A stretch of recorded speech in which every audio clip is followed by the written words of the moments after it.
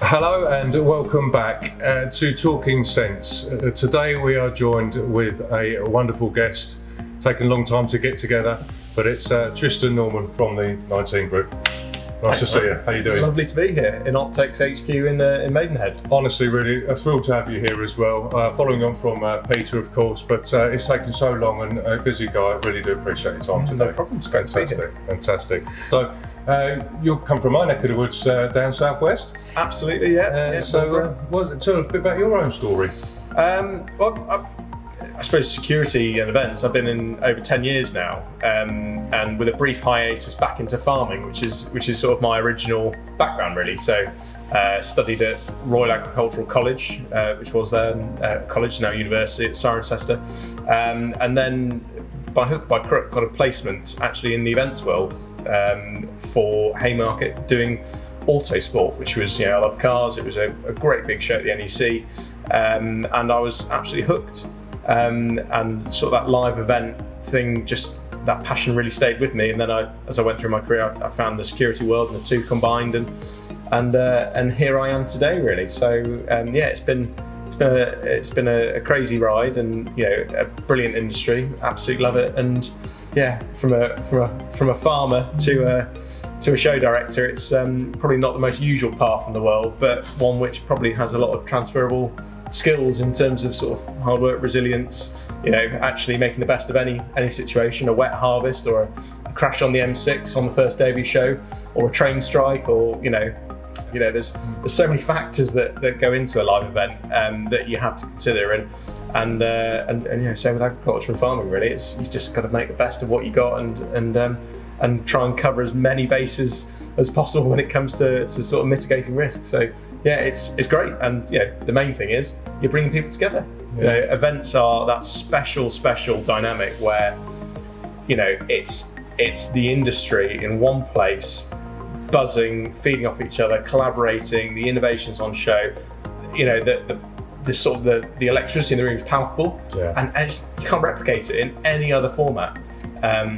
The serendipity of sort of bumping into someone that you worked with 15 years ago at a different company at a bar in the middle of Broad Street, and then suddenly 3 months down the line you're either doing business with them, they now work for you or work with you and your company, or you're collaborating in some other way. So events are just one of those magical experiences, particularly trade events where businesses grow, prosper,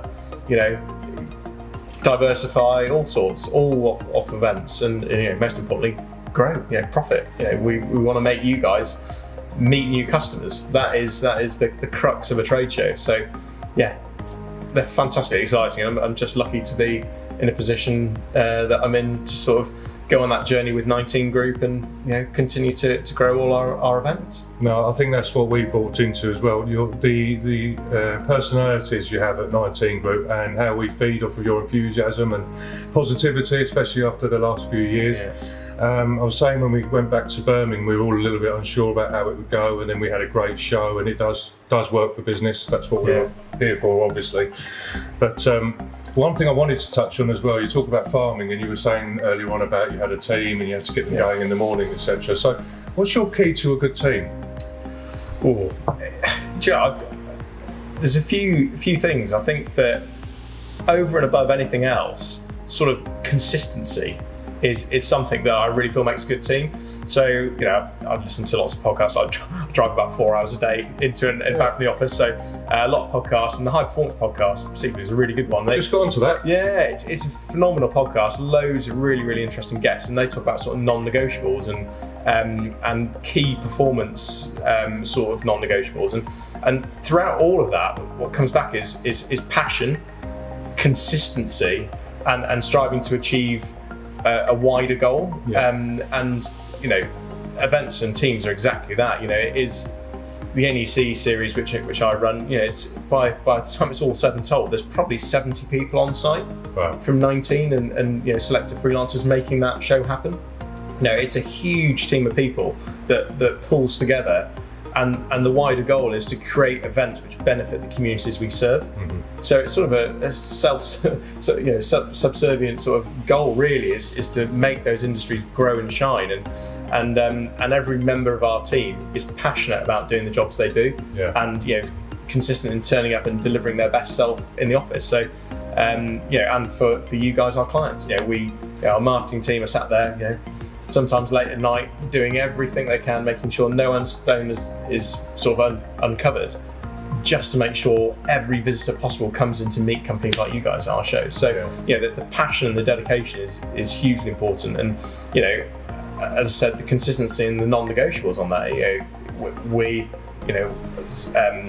our company culture is based around 4 key principles, which is kindness, agility, being driven, and being inclusive. There are 4 company pillars, we call them CADDY, and everyone who works for 19 should embody those at all times, and we really feel very passionate about that. And it's something we ask in all our interview questions. It's something that we expect from our teams, and if people don't fit into that sort of culture and ethos, that's absolutely fine.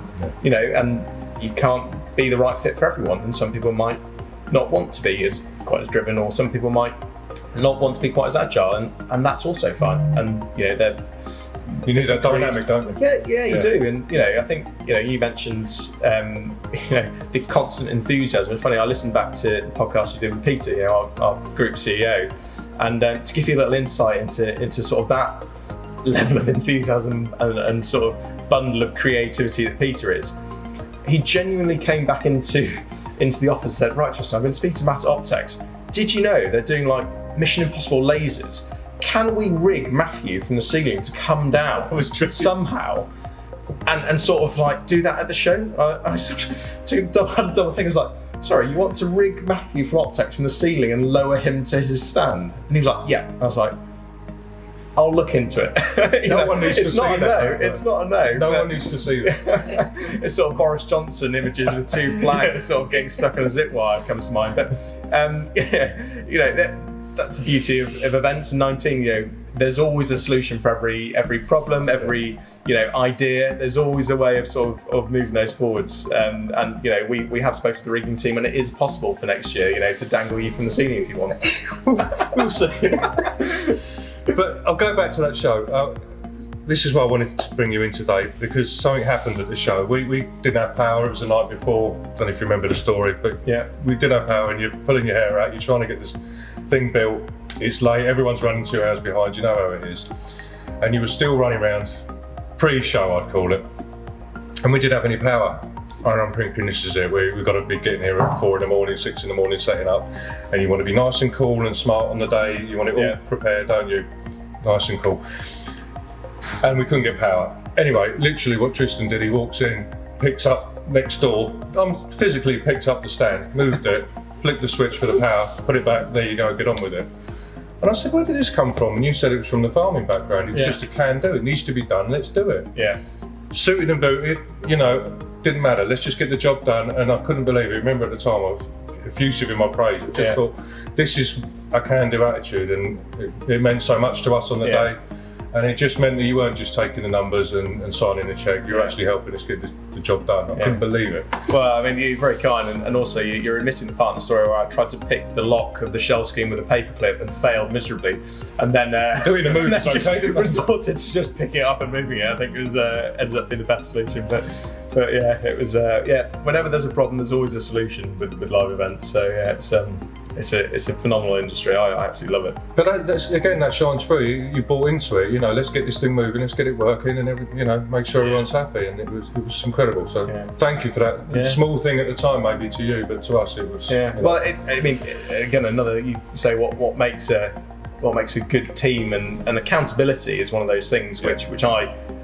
Always tell my team they need to be, and it's it doesn't matter if it's 10 o'clock at night. Your client doesn't have power. That's on you. You need to fix that problem, no matter what it takes. And actually going back to sort of what we do in live events, there's not a more transparent or accountable form of sales, I believe, anywhere than selling a live event. If you imagine every single person that bought an Optex detector or laser or product, all experiencing that product at the same time, in the same place, with you and all of your Optex colleagues sat in the middle of that and giving you live feedback, whether it's good, bad, indifferent, etc.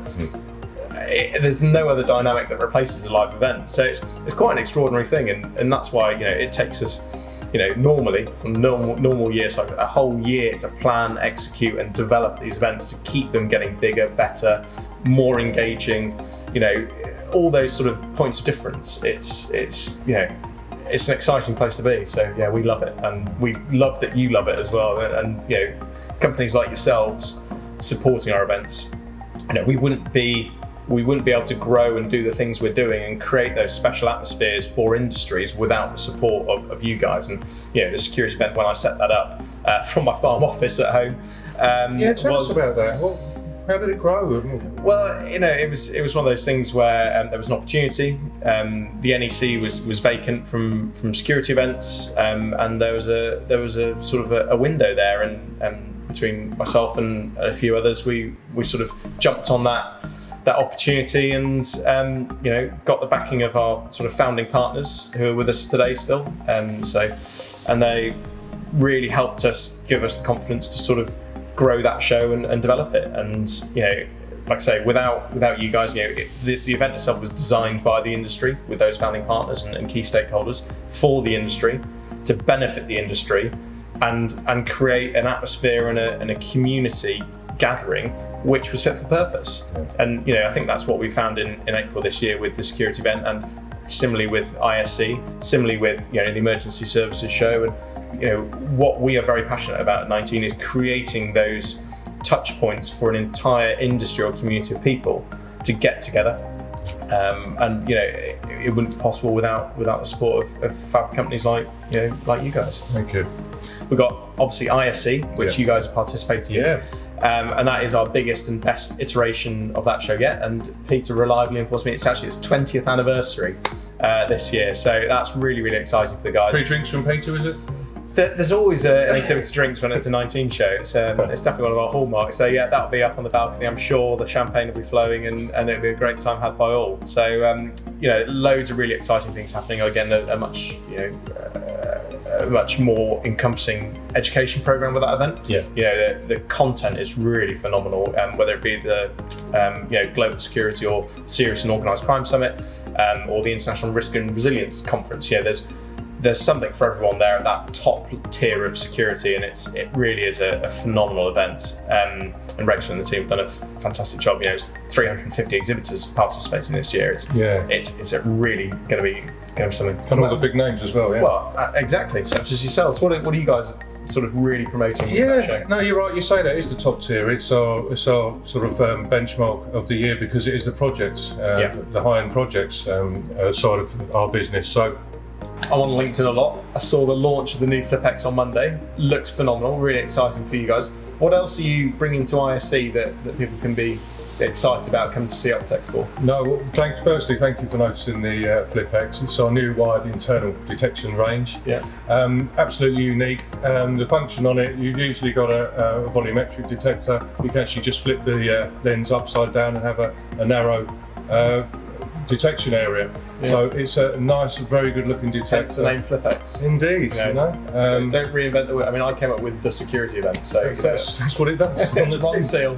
Does what it does on the tin. It's great. So ISC coming up 3 weeks away. What else can we expect from Optex? Okay, so what we'll have is live demonstrations, and these will all feed back to our encrypted visual verification. So basically what it is, we've got a detector for everything. What the visual verification will do, we'll give eyes to the site, so you can actually see what's happened after an activation.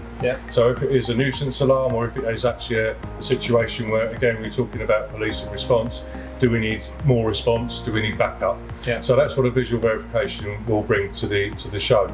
So what it does, as far as the detection range, you talk about our LiDARs, or laser range. LiDAR means light detection and range, by the way, just so you know.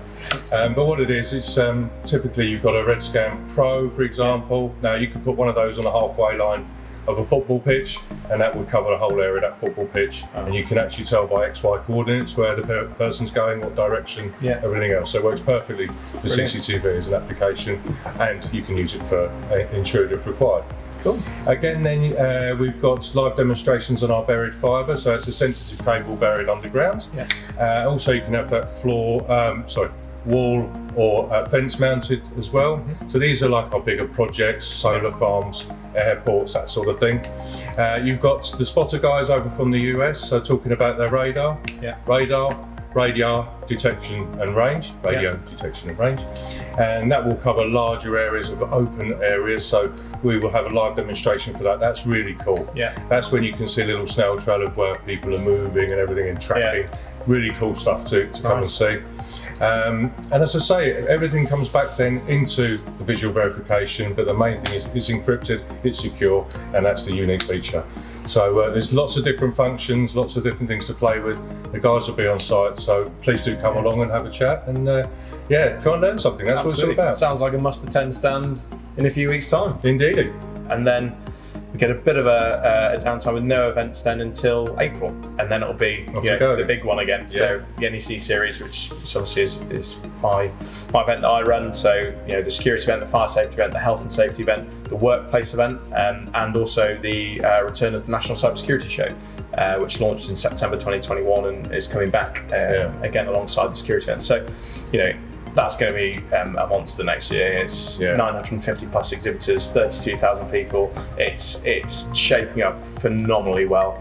I couldn't be more excited about some of the things that we've got planned. Obviously, they'll be drip fed in due course.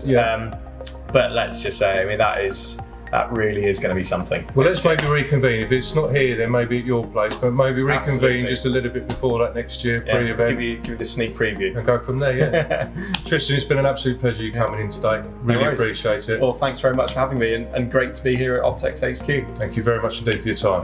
Good man. Cheers, Take care. Thanks. Bye-bye. Thank you once again, Tristan, for coming in and seeing us at Optex HQ and doing a talking sense with us today. Wonderful stuff. Thank you for your time.